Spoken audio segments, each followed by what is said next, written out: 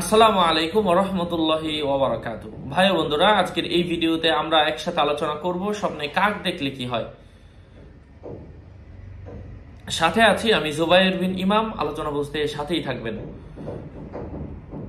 যদি কোনো ব্যক্তি স্বপ্নে দেখে একাধিক কাক তাকে আসর দিচ্ছে, তাহলে সে ঠান্ডায় ধ্বংস হবে, অথবা কোনো পাপাচারী সম্প্রদায় তার উপর নিন্দা ভৎসনা করতে যাবে, সে দুঃখিত ও ব্যথিত হবে।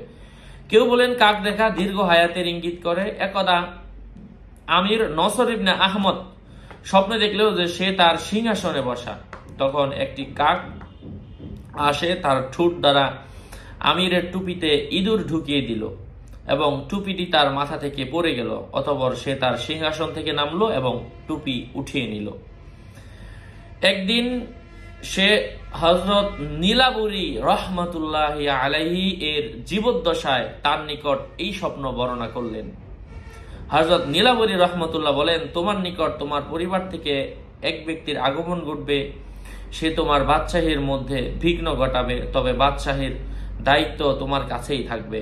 নীলাবরী রহমাতুল্লাহি আলাইহি এই কথা এক সময় আবু ইসহাক সামানির আগমন ঘটল এবং তার বাদশাহীর শাসনের উপর বিভিন্ন সমস্যা ঘটল। অতঃপর সেই বাদশাহীর ক্ষমতা তার কাছে ফিরে আসলো।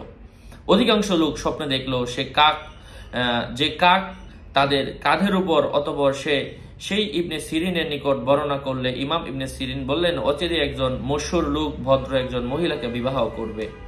কয়েকদিন পরপরই হাজ্জাজ বিবাহ করলো জাফর ইবনে আবু তালেবের মেয়েকে।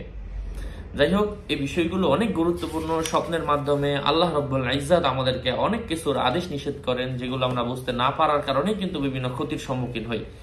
আরো আপডেট পেতে সাথেই থাকবেন। আসসালামু আলাইকুম ওয়া রাহমাতুল্লাহি ওয়া বারাকাতুহু।